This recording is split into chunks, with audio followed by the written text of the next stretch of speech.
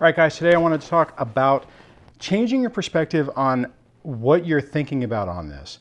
In the beginning of this, when you're looking for validation, you spend all your time trying to look at what the other person is and trying to figure them out.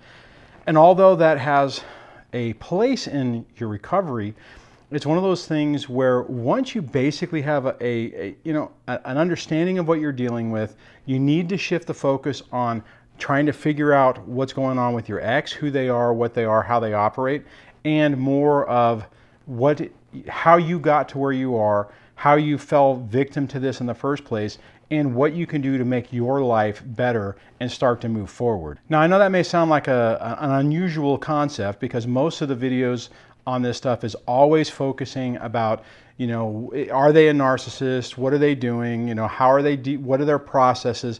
And like I said, that does serve a purpose, but that keeps you trapped with what you're doing and where you're at and your interaction with your ex.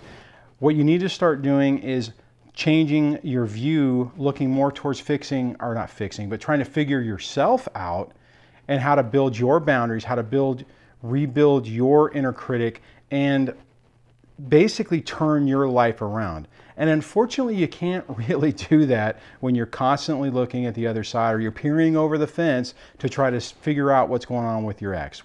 Trying to figure out, are they borderline? Are they narcissistic personality disorder? Are they something else? Are they antisocial personality? You can sit there and drive yourself absolutely insane trying to figure out the nuances and analyzing every little action and every little thing that they do to try to figure them out. Again, at the end of the day, once you basically have the idea and you can say, you know what, this was a toxic person, they were not good for me, and I need to basically figure out myself on how I was susceptible to that type of emotional abuse and what I can do to build my boundaries so I'm not susceptible to it again, and then move on from there. And the thing is that you have to start working on yourself. Kind of like, we've used the analogy of the air mass, the oxygen mass on an airplane. If they fall, the first thing you have to do is take care of that. You analyze the situation, right? If you're in an airplane and beep, the things fall, yeah, you're going to look at it and go, oh, wow, those things just fell. That must mean something. And then as soon as you have that part figured out, you do what you need to do, right? And that's kind of what I'm talking about. That also goes into the other analogy I use a lot with a physical injury. If you physically hurt yourself, you break your arm, whatever it is, let's say you break your arm, you're going to go through the initial break. You're going to go to the emergency room and get it set and get a cast on it. You're going to go through that period of time where the actual physical wound is mending.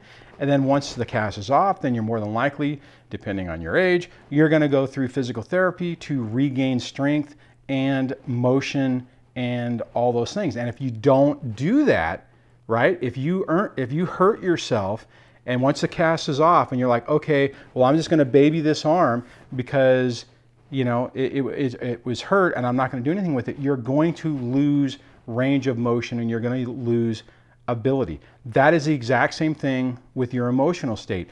If you deal with your initial hurt and then you just kind of ignore it and you put it away and you don't work on that, you are going to limit your personal growth. And I think this is really important to talk about because it's so easy to get caught up in all the range of emotions that what you're dealing with your situation.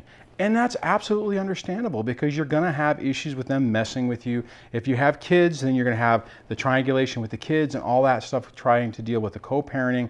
But if you're in the trenches dealing with that, you're not working on the bigger picture and you're not working on rebuilding and fixing yourself. And bottom line, guys, I want you to be able to start to regain your life and get your life back faster than it took me.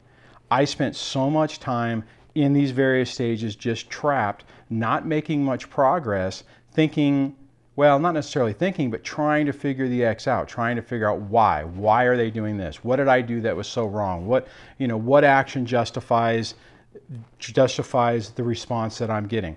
And I spent a couple of years in that mode. Even when I finally learned about narcissistic personality disorder and I had that aha moment, I spent a significant amount of time going back through and analyzing everything that happened, every action that happened, every action that she was doing now, trying to figure out what it all meant. And at the end of the day, all it does is it drives you crazy. It kept me trapped and stuck thinking about the ex, thinking about trying to figure out what really happened, second guessing myself on what I thought I knew, and slowing my progress down, my personal growth down. Now, I know you can't just jump into these modes, right off the bat. You are going to have to go through a process to get there. But what I'm hoping is by this video right here, you can see it, and then maybe it might just scratch that little tip of the surface to where you start thinking, wait a minute, you know what? I do need to do a fundamental shift. I do need to change the direction. I mean, I talk a lot about focusing on your environment and focusing on rebuilding the relationship with your kids. And that's basically what I'm talking about. I'm talking about taking a shift of, spending time thinking about your ex. This is kind of what that black hole thinking is about. And kind of deleting that out of your mind and moving on to how to work on yourself. That's why I recommend that book, Rebuilding When Your Relationship Ends, because I think it has a lot of good information to help you work on yourself, to realize how you got to that point, how your boundaries weren't very strong, and how you were not conditioned, but primed for that abuse. And if you don't work on this stuff, if you do not take the steps to start to rebuild and to learn and to grow from it, there's a risk that you could do this all over again. And guys, I do not want anyone to go through that. I mean, that is the worst case scenario in my mind, is if you turn around and you jump into another relationship, you fall victim to the love bombing stage, to all the manipulation, and then a few years down the road, or even maybe a few months down the road, you realize you just replicated exactly what you had before. Okay, and that's not the goal here. Now, on this, I am going to start working on a series about dating. This has been coming up quite a bit, and I'm going to start recording videos to systematically go through this, because I think there's some really important things, and there's been a lot of common questions on this. I think it'll be really helpful. I'm going to start that within the next week or so, and I'm going to try to build that as a series, so watch out for that. Just take this stuff slow. Realize that once you figured your ex out, or when you basically have a decent understanding of what's going on, and you're like, yeah, you know what, I think they have strong narcissistic traits, maybe even a personality disorder. You lock that in and then start moving on to yourself. What steps do you need to take to ensure that you don't do it again, that you can help your kids realize what a good, healthy relationship is, that you aren't susceptible to the hoovering that your ex is going to do, and you're not susceptible to games that someone else is going to try to play with you. And I'll just wrap this up real quick, but that's really why taking your time and not jumping into dating until you're ready is really key.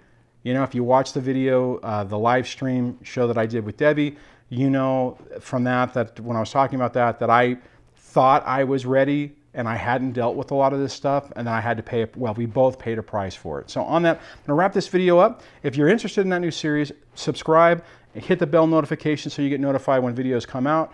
So go to the Dad's Thriving Divorce website, sign up for the newsletter. If you want to hear about or get SMS notifications for the live streams that happen every Tuesday and every other Saturday, sign up for the SMS notification by texting DSD Live to 33222, and then you'll be on the notification on that, and I'll send you a text right before I go live so you can jump on to the live stream, and I'll chat with you guys in the next video. Take care. Bye.